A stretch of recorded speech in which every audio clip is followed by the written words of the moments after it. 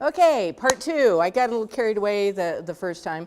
To kind of recap, the first time we talked about medicine off the grid and in terms of how to take first aid, combine it with treatment or your medicine cabinet. So you're prepared for everything from bug bites to deep wounds, because you kind of have to think in terms of, okay, whatever comes up, how am I going to take care of this? Also, I'd like, unfortunately, the other couple that I'm really bad with names, I can't remember.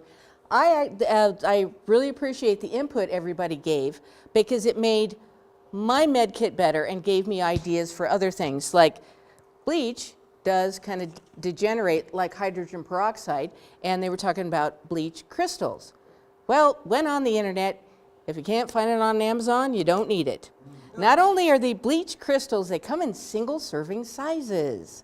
So you don't expose it to oxygen until you need it. Didn't have the time this week. I haven't figured out how to break it down or dilute it, because this is full strength per, can't read it. Anyway, this is full strength, and to be able to dilute it down to a 12% that is safe for use on creatures and whatnot. And thank you very much, Pete, because when they ask about irrigating with betadine, it was like, burr, burr, burr, burr, burr, I've never done that before. So thank you for bailing me out on that one. I just use it to scrub the crud out of the outside of a critter. So, and if anybody has anything else to add, please do, because I learn as much from doing these things as, the information that I give. And I'll do the disclaimer again. This is not medical advice. This is me sharing my experience and my research with everybody. And please scrutinize everything I say, everything you read, to make sure that it makes sense, because there's certain things. Thank you, Phil. But you read things and people trying to find the magic cure, and the silver bullet, the cure-all. It's like the turn of the century snake oil. Snake oil is snake oil. But there are things that help with things. It doesn't cure cancer and diarrhea and everything, but you have certain herbs, certain things that help with one thing, and you just kind of look at a lot of different things to add to your arsenal to be able to keep yourself healthy, especially in situations when you don't have access to medical care. I'm not a physician. I can't do surgery. I don't understand a lot of the really new modern drugs. So in a way, kind of taking myself and maybe helping you guys become more of a generalist, being able to look at, get ahead of symptoms, where you can kind of tell, you get that little scratchy thing going in your throat, and it's like, uh-oh, here comes a cold. So you get on the neti pot, you take Echinacea, things to help your immune system to get ahead of it, rather than waiting until you get a full-blown cold and then trying to treat it that way. Is this going to work? It works. Yay. Okay, types of herbal preparations. These are you have infusions, which is tea. It's where you take an herb and you put boiling water over it, and you let the oils and the constituents kind of steep out of the herb. Those infusions you use with things because essential oils have what they call a flash point.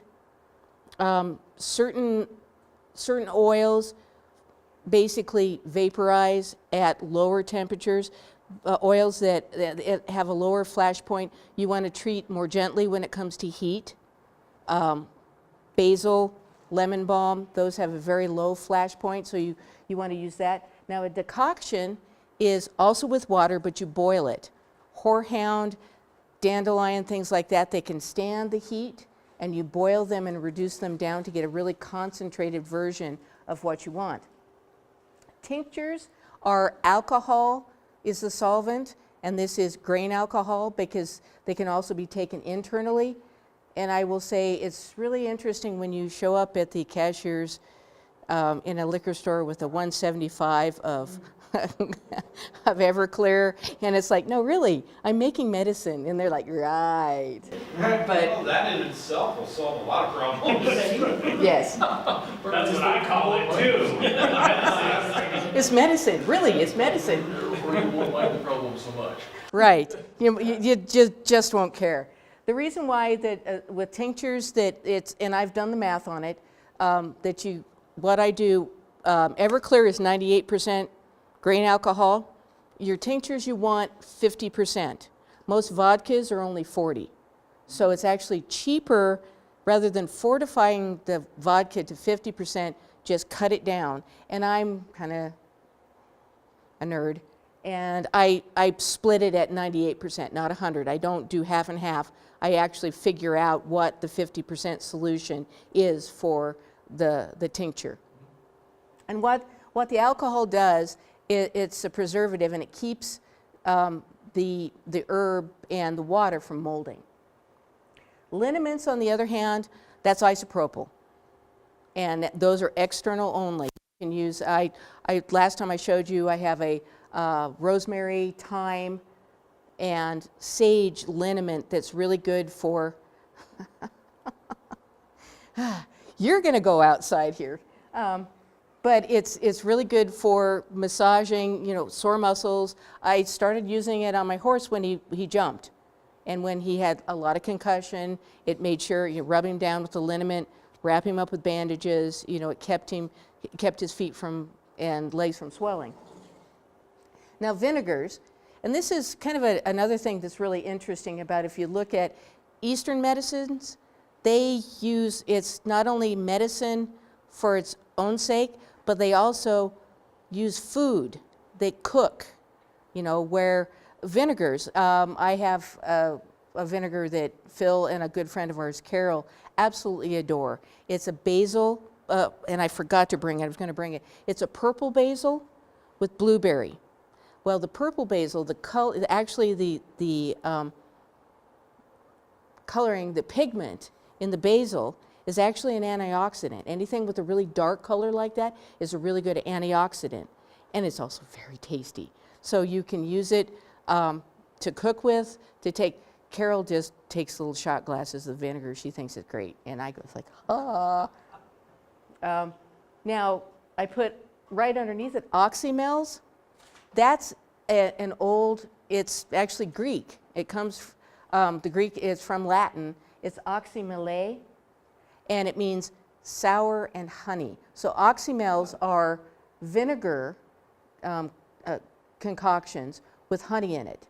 And it's the whole Mary Poppins things, the spoonful of sugar. It makes kind of, not that it's real palatable, it's not that you're going to really enjoy it, but the honey kind of helps make it a little more palatable.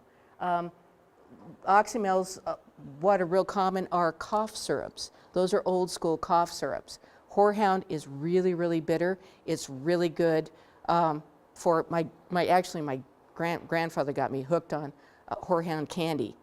They're good cough drops. They're a cough suppressant. They're also an expectorant. But your Oxymels you can do, and I was looking and I thought, oh, cough syrups. I went and we had a little bit of cough syrup left in our medicine cabinet, and I looked at this. You know what's in this? Propylene glycol. That's a lot of stuff. It is. And I looked it up and I went, really? Really? And it says mostly safe for human consumption. I don't like the mostly part. Yeah, this is going in the trash when we go Freeze home. in the winter that way. Exactly. More than antifreeze. It is, yeah, and they de-ice planes with it, yay! And they put it in cough syrup. Okay. Oils, that's another way to, certain constituents, it depends on what you use them for. Alcohol will dissolve certain things out of an herb, where oils, mostly in oils, and I'm talking, I like olive oil, because I like the way it's very healing, it's for salves and things like that. A fellow herbalist, Henrietta Kress, who's out of Finland, can't stand olive oil. She can't stand the smell, so she uses safflower oil. So it's just, you use it's a carrier oil, but you use the oil to take out to basically dissolve the essential oils in it. And I brought what I use to saute vegetables is also what I use to make green salve with. Again, it's something you can use cooking, or put some beeswax in it and slather it on toast and make garlic bread. Now salve, I put salves, and you've heard the term balms, salves, and ointments. It's just a different consistency. Balms have more beeswax, like lip balm, so they're more of a bar, they're more solid. Salves are softer, and ointments are barely have, they're really more oily. So whatever, what consistency you want depends on how much beeswax you put in it. Soaps, you can do herbal soaps, and you can kind of cheat with soaps. You can make it from scratch with sodium hydroxide and whatever fat, whether it's lye or tallow or lard or exotic shea butter and all that other stuff. Or you can cheat and you can save the little soap pieces, schnibblins, as a friend of mine would say, or the goofy little things that we laughed about this. We stayed in a hotel and it's like, you expect me to take a shower with this? This is, this is more like a dinner mint. But you can take one good thing, and I'll jump ahead a little bit. You can break these up. Dandelion is really good. It's very soothing. You can take and break up the pieces of soap, take a really strong dandelion tea, remelt it, and then re-pour it. And you can put whatever herbs.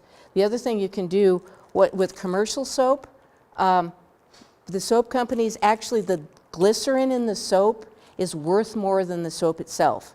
So what they do is they extract as much glycerin as they can out of the soap, sell the glycerin separately, and then sell the soap. That's why modern soaps are a lot more drying than homemade soaps, because the homemade soaps have all the glycerin in it. So what I do is I cheat, and I melt this stuff back up, put whatever herb, oils you want in it, put a little glycerin back into it, so it's more soothing. And the really interesting thing about glycerin, when I found out the hard way, glycerin actually pulls the moisture out of the air, and it attracts water out of the air. And I put a little I was making bath salts, and I put a little too much glycerin in it, and I ended up with a bath brick. It was solid. It's like, okay, so I chunked it up, and I had bath bombs. They weren't pretty, but they worked. Candies. Again, horehound candy. You can do the commercials. Ricola. It's horehound, lemon balm, licorice, lavender, cooked in a candy and made solid. I found out, again, from experience, if you do something like that, you need to wrap them up individually in wax paper. Otherwise, you end up with big brick O, because they'll melt together. And cordials. I know Phil last time said, well, what about beer? Well, beer's not on the list, but cordials, back in the medieval times, the monks were very famous for cordials. Well, they were digestives. Frangelica, things like that. They were herbs preserved in alcohol with some honey and they're kind of tasty too. But they help, and I didn't think to put this recipe on there, but I make peppermint schnapps, which is super easy. Simple syrup, 2 parts sugar, 1 part water, melt it down, 1 part simple syrup, 2 parts vodka, 20 drops of peppermint oil. Peppermint oil, cool stuff. I bought this 2 years ago. It was up here. This is how much I've used. $7. And it's got an upset tummy, a little bit of the peppermint calms everything right down. Okay, kitchen medicine. Kind of a segue here. Most of this, most everybody has in their pantry, and they're amazing. Cayenne, this stuff again, talked about it. So this, yeah, it's the right way around. These things are backwards as far as I'm concerned. And cayenne has this interesting dualism. It's not only a coagulant that I talked about with the kale and clay last time, it's also a vasodilator and actually helps with blood clotting, you know, for if you have problems with that, because it opens up, it basically affects the smooth muscles of the arteries and helps them to relax and opens up the arteries and opens up the capillaries, and it helps with blood flow. And blood pressure, yes, because it's they're doing quite a bit of research right now with cayenne and migraine headaches, because there's also, and of course it's the whole like dark matter thing. They call it the P substance. They don't know what in the world it is, but that's what they call it. But it is involved in transmitting pain responses from the body to the brain. And if your body gets overloaded with that, that's where, you know, when migraine headaches, that's why, you know, you go down for the count for 3 days, because your body is just going crazy and overproducing that. And they found that this tends to inhibit that P substance response. You know, and we'll see. Just cayenne or any capsaicin or? Well, and they use, I think they mostly use cayenne because it's not like you, and it's the Scoville is not off the scale. It's what people can handle. Not you and Randy, Randy is like totally out there. But, and I'm not sure, because pretty much every herbalist I know and a lot of the research they do, it's cayenne. And it might be just the level, but there's also, you know, that's where the herbs, which I believe, and this is my personal opinion, that it's the whole thing. It's not just the capsaicin, it's the whole pepper.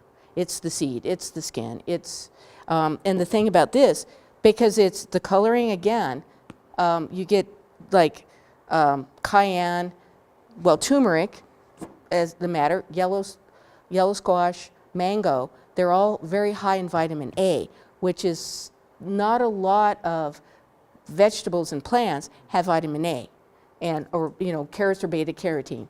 Again, and this, it has C, B complex, manganese, potassium. It's loaded with vitamins and minerals, as well as, it's, again, tasty.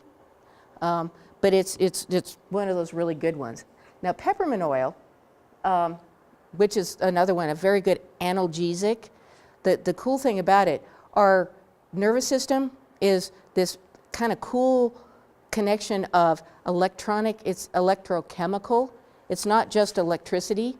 You know, that our brain, there's a reason why you can do electrocardiograms, because, you know, it's firing and the brain's going nuts. Well, our nerves are not just single wires. They have synapses, and that have chemicals that transmit information as well. Well, again, you get in pain or get something going and they start firing really rapidly. The peppermint oil actually interferes with that transmission and slows down the firing of the nerves. So that's why, that's the mechanical way that it helps with pain, that it actually just kind of it slows everything down and calms down that kind of twitchy response of the nerves. Whiskey does the same thing. Yeah. So is that Everclear? It's the Everclear.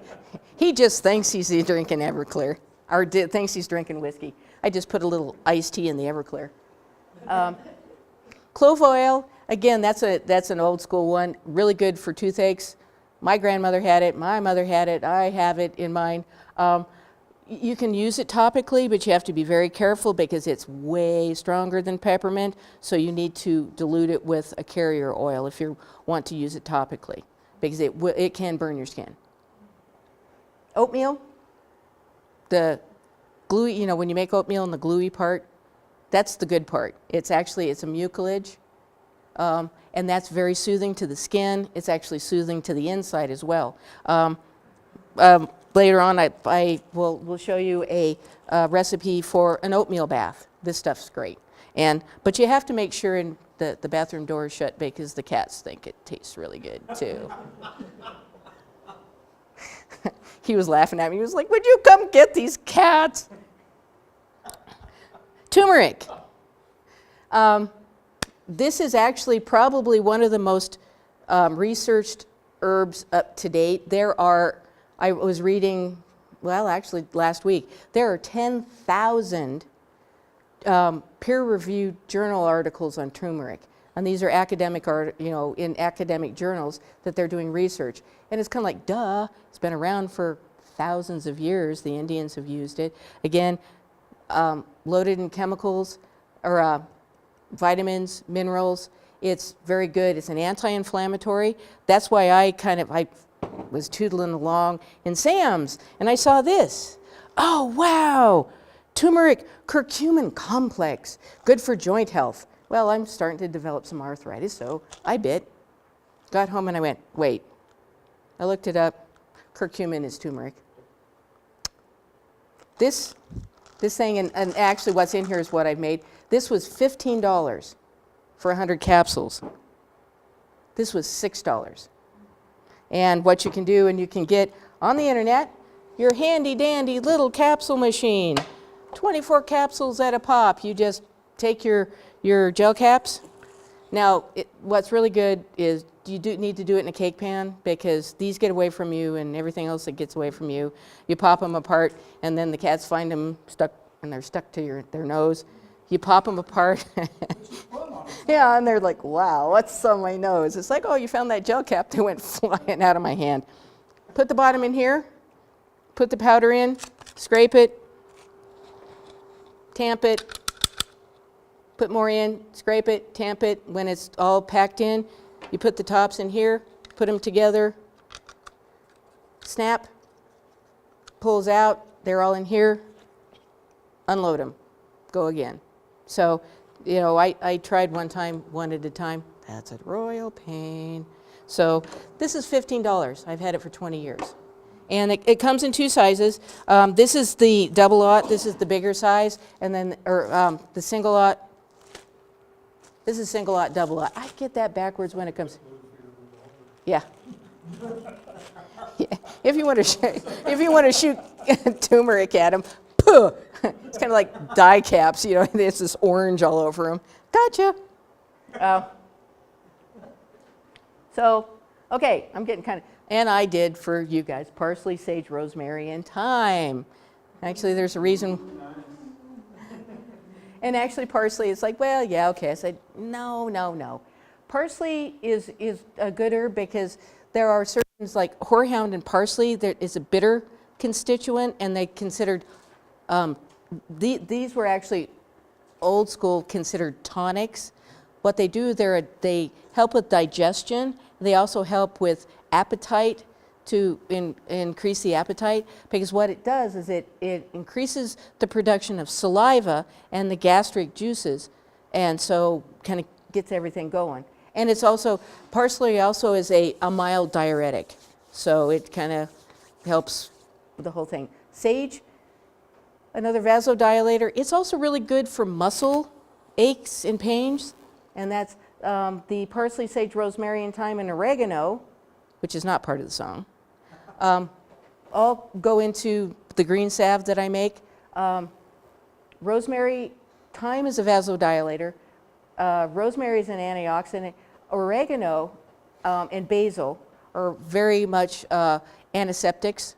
They're antimicrobials, and they help. They're very healing in that respect. And cranberry, for those of us that have issues with, and I know I'm not preaching to the choir here, they're really good for bladder infections.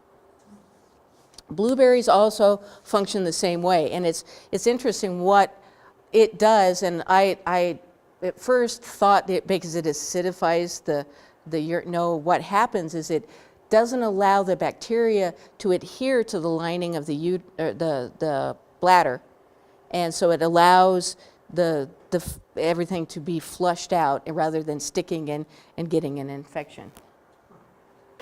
What about the others on there? Right, ginger, mustard. Oh, ginger. Well, the ginger, mustard powder, and black pepper, I'll kind of get to those. Those are warming. They're, again, they work with mustard powder, you know, and if you've heard mustard plasters, which is a very old school thing, they help break up congestion in the chest. They're also very good at pain. There's salve that Henriette does, she calls it a warming salve. She actually lives in Finland, and it's one of her biggest sellers because, you know, when it's icky and cold in Finland in the winter, your feet and your knees and everything gets kind of sore and achy. It warms things up, makes your feet happy, gets the circulation going, and helps with the pain. I'll see if that's the next. And black peppers for clearing the sizes. Well, yeah, it's also a warming constituent. And also, you know what black pepper is really good for? You know, you can't say. Ants. It kills them deader than a doornail. Really? It does. And if you're worried about an area that you have dogs or kids, the best that I asked Whitney Crenshaw at CSU, they find it's irritating to them, kind of like it's, you know, hot to us. It also, what it does, a lot of insects don't have lungs. They have breathing tubes. They basically have tubes out of their back, and it gets stuck in the breathing tubes, and it suffocates them.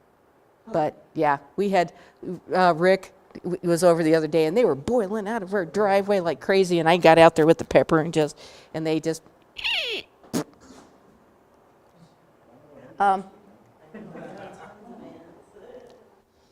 And it's kind of bad, but it's kind of fun to watch it. It's like, wow, it really works. Here's some really cool plants that you want to encourage in your yard, in your landscape. Echinacea, again, I said it's a really good immune booster. You can use it for brown recluse bites. I haven't tried it on anything else, but you can use it for tendinitis. And it's pretty. And around here, it's drought tolerant. It's a nice tall plant. It gets up 2.5, 3 foot tall, has kind of the spear-shaped leaves, dark green, those pretty purple flowers, and it's the root is the, if you really want to go and you make a tincture out of the root. Yarrow, it's a kind of a flat plant. Again, it's native here, so it grows well. It's drought tolerant, and it's Achillea milliforma, so it has these like little caterpillars kind of leaves, and it's like I said, low growing. And if you have that little 2 foot strip on the side of your driveway that you don't know what to do with, the hell strip, as the horticulturists call it, you can plant this. It will survive, and it can handle light traffic. It is an amazing coagulant. It was used extensively in the Civil War because it's pretty much native all across the United States, and they used it as they called it a staunch wart, or a wart is kind of a Anglo-Saxon word for plant, but with all the really nasty wounds and the decapitations that they had, they used it a lot in the Civil War. Horehound, really cool little plant. It's I was going to bring some. Why would you use it on a decapitation? Amputation. Oh. Decapitation, there's not much. There's not much you can do. You're kind of done. Thank you. Oh my God. Thank you for correcting me on that one, because people are like, oh, wow. That's an amazing plant. Good back on. We're like that guy out of Minute Oh, I know. Yeah, nearly head in his neck, yeah. Well, I can always count on you guys to keep me in line here. Yeah, no. Amputations, and severe bleeding. Well, horehound, again, a native plant. In fact, it was really interesting. I was talking to Phil when the first talk I did a month ago, I said, man, I wish I had some horehound. I planted it in an irrigated bed. It didn't like it. It's really fuzzy. It likes it dry. And I went to plant my peppers, and lo and behold, at the end of one of my walkways, in the gravel next to the fence, it went on walkabout. It decided, I don't like it here, I'm going to go over here.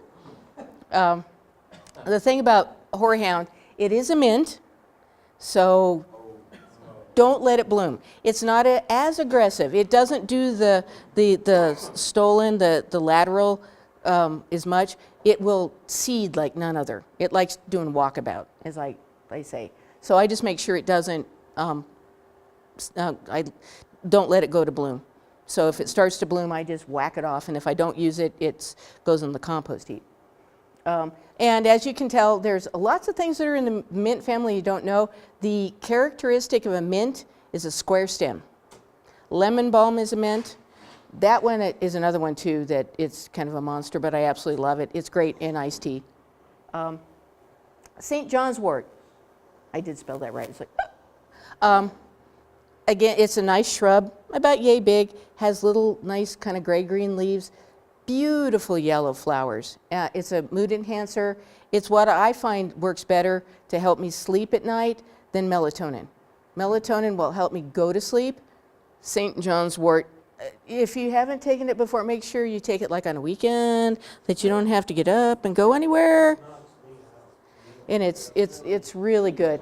And it's fun to be the really cool magic grandma, because it has a yellow, you have this green plant with a nice yellow flower, and you put it in a quart jar, and you put alcohol on it, it turns bright red.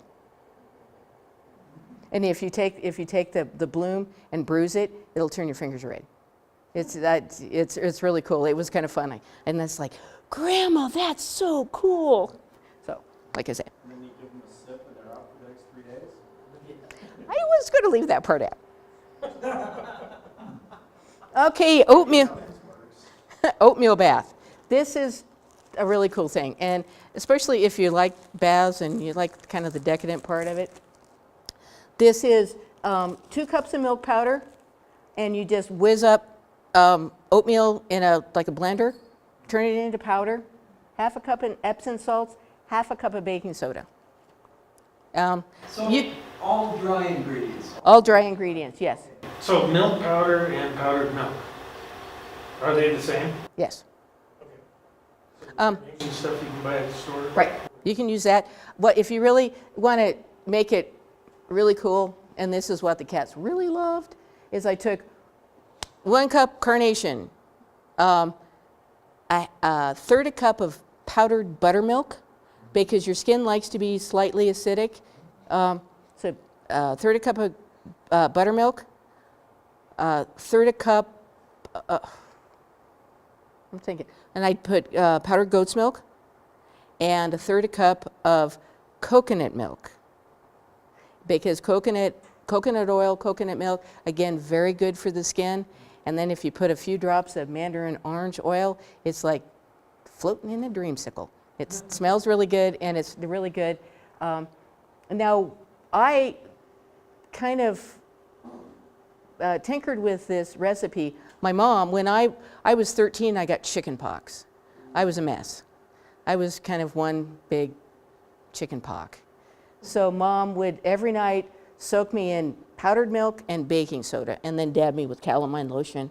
I looked like that little spotted elephant in Rudolph. But if you're going to do something like that, if somebody has a really bad rash, poison ivy, poison oak, things like that, leave out the Epsom salt, because Epsom salts are very good for you. It's good for sore muscles, but they recommend that you don't take an Epsom salt bath more than 2 or 3 times a week, because you actually absorb the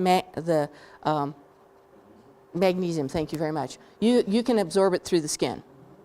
So if you're going to do a daily sort of regimen with it, don't do that. If not, if you're just, had a bad day at work, overdid it in the garden, this is spectacular.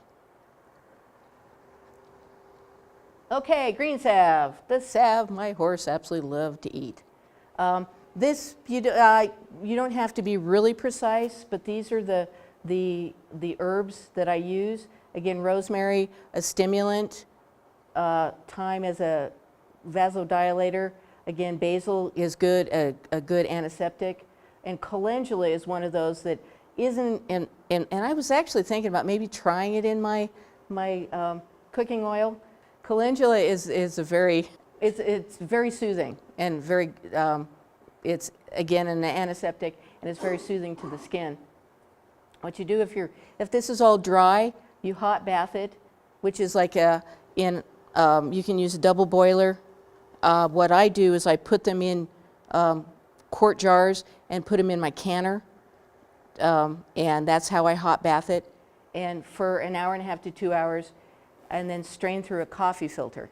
I use fresh herbs, so you end up having to hot bath them 2 or 3 times, because if you take out the jar and you look at it and it's cloudy, it still has water in it, and if you have water in the oil, it will mold. So you gently hot bath it 2 or 3 times. What you mean by hot bath? You put the oil in a container and submerge it in a water that is just barely boiling. It's like a double boiler. So this is some other oil. Yes, it's safflower, olive oil, any sort of what they consider a carrier oil.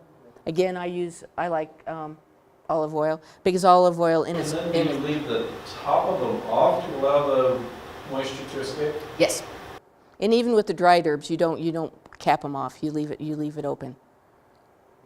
And then coffee filters, and again, I think I brought, no I didn't. I left it in the kitchen. You should see the still she has on. Oh, that It's really pretty actually cool. makes everything. Actually, he's threatened to make whiskey in it, and so I told him no. Let me know, I'll come home. I'll taste it. But use brown paper, not bleached paper. I don't use bleached flour, bleached paper, nothing. Coffee filters, and I do that with everything. With vinegars, whatever, I don't wash my herbs, because you're washing off some of the essential oils. Also, if you pick your herbs, you want to pick it in the morning, because if it gets hot, as the day gets warmer, it will volatilize some of the oils, so first thing in the morning. And if you have stuff in there, and I have some of my purple basil and vinegar, and well, it was when the cotton was flying, and I have little pieces of cotton and cotton seeds in there, and you just pour it through a coffee filter, good to go. For salve consistency, 1 part beeswax to 8 parts oil. And I just, what I do is, for this one, I go ahead and melt the beeswax and do it volume-wise rather than weight-wise. And you want to make sure that you kind of keep, other than the next one,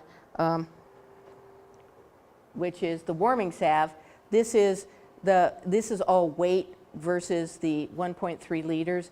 And I realized as I was getting ready to go, I converted these to ounces and cups. The only thing I do remember is 1.3 liters is 5.5 cups. This is a pretty big batch, so you can take it down to whatever, get out the calculator and break it down.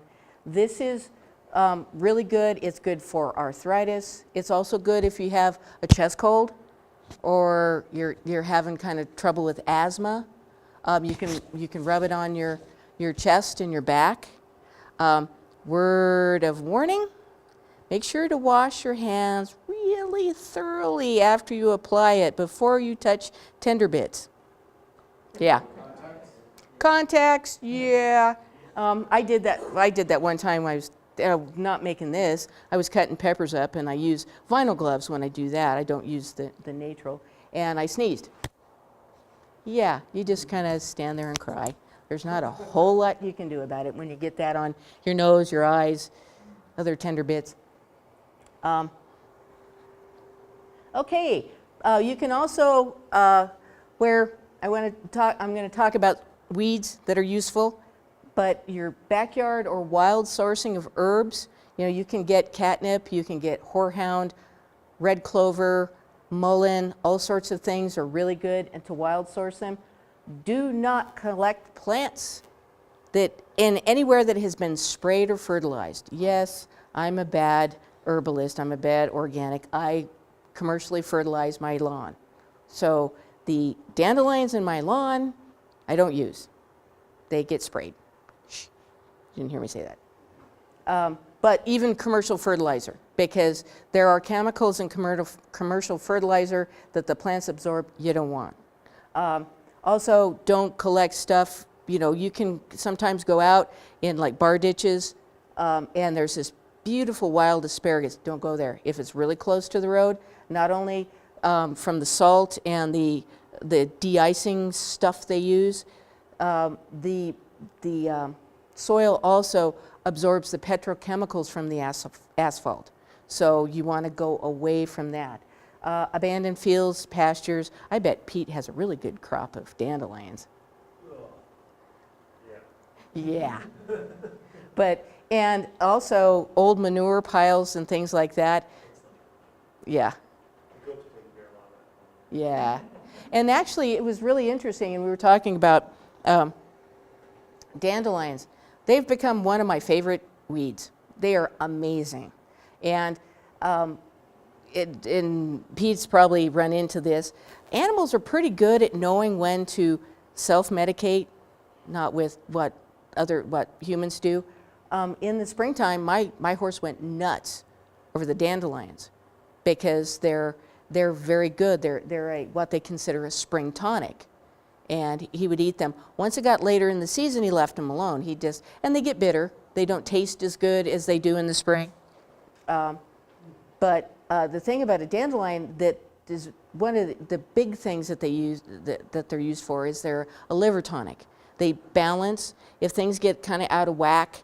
And the herbalism that I studied was considered constitutional herbalism, and it was a matter of balancing the systems. You know, if your liver goes into overdrive, there's something that's failing, that's causing the liver that it thinks it has to overproduce. Well, if it goes into overdrive, and that's what jaundice is it's producing too much bile. So it helps balance everything and, you know, kind of tell the liver, you're good to go, calm down. It's also a mild diuretic, which also helps with that because it helps flush the bile out of the system. It's a bitter, again, we talked about it's a bitter constituent. It helps stimulate saliva and your gastric juices, then aids with digestion. It's also a mild laxative. So you don't want to add too many dandelion leaves to your salad. That could cause some problems. And in the circulatory system, a lot of them would consider, and another one I actually have just a few, it's along with nettle, red clover, and dandelion, they're considered a blood cleanser. Kind of right, kind of not. What they are is it's a blood buffer. It actually has free calcium. It's not like calcium citrate or calcium carbonate that the body, that your digestive system has to break down. To get to the calcium, it's free, and it can be absorbed through the stomach directly into the blood system. And what our blood, you know, the skin likes it a little acidic, the blood likes to stay alkaline, just slightly alkaline. And what happens, and I like the way that Michael, who's the teacher, said, there was these little, he said they're kind of like little spacecrafts that float around in your blood system. Well, they have receptors, and what they do is they gather the metabolic waste, which is acidic. And what they do is they deliver it to the liver. Well, it does all the gathering up of all this junk during the day. Well, it does all the processing at night while you sleep. And one of the classics, and you can tell somebody that has their blood is way out of whack, meth heads, because they don't sleep and their blood gets way acidic. And the first place your body goes to buffer your blood is your jaw.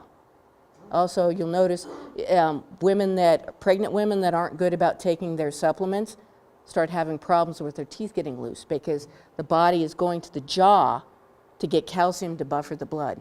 So that's what these sorts of things, dandelions and nettle and things, help with keeping that blood in balance and where it likes to be pH-wise. Skin and muscles. It's good. It actually is a muscle tonic, and it's very soothing. The dandelion flower, it's funny, it was, gosh, quite a while ago, and Mike DUS was talking about, hating the thistles, but he didn't mind the dandelions, and they're very good for you, and they're good for the skin. And the dandelion flowers are great, very soothing too, and it helps with, you can make dandelion soap, like I said here, using those beautiful little yellow flowers, and it actually helps with eczema. It helps kind of slow down. Eczema is actually the skin gone wild, and it grows too much, and that's where you get the big plates and icky parts. So it helps soothe that, and it cracks and bleeds, but it also kind of helps things stay in balance. Other cool weeds, purslane. You guys probably hate this stuff. It's actually a Portulaca. I don't know if those of you, I don't know if you know flowers, but it's the same as moss rose. That has it has this little fat, fleshy leaf, and it's actually really quite tasty. Is it succulent? Yes. That's why it does really well here. It can survive on, it's like a cactus of sorts. But it has kind of a tangy, because it's very high in vitamin C, that gives it a tangy taste. And again, you can put it in salads, but it's very loaded with omega-3s, which a lot of things, don't have omega-3s, and they're very good for our systems. And iron, magnesium, calcium, manganese, all sorts of good stuff. Lamb's quarter, it grows everywhere. This is one that really loves manure piles and gets really big. They're a heavy feeder, but I know people that will actually let them grow in their garden until they start to overcompete, and then they'll pull them up. But they're, again, it's a good salad herb. It's a lot of the pioneers, and I know my grandmother would use it, and actually, you can actually cook it as well as a spinach. So weeds are, as I said, weeds is one man's weed is another man's plant. And if you look in horticulture or agriculture, a corn plant in a wheat field is a weed, because it's not wanted in there. And this is something. And I saw this and I was like, okay, I'll try it. Being a really I don't know if that's gonna. Yeah, most of it. I'm just gonna say. You can use this. Pigweed is actually an amaranth. It's very high in protein, and they use it for animal fodder as well. But you can just take all these lovely weeds, saute them, and until they're tender, put tamari or soy sauce, put it in a blender with chopped. Now the basil you don't want to saute, because again, it kills the flavor of the basil. So you chop it up and you do it fresh in the food processor, add in, and it kind of chopped it, yeah, it did chop it off. Add in pine nuts, whir it up, olive oil until it's the right consistency, and fresh Parmesan, toss it with pasta. Not only do you have something really tasty, you have something that's very nutritious. So, and I think that'd be it. This presentation was brought to you by the Northern Colorado Amateur Radio Club. For more information, visit our website, ncarc.net. Thanks for watching, and don't forget to like and subscribe.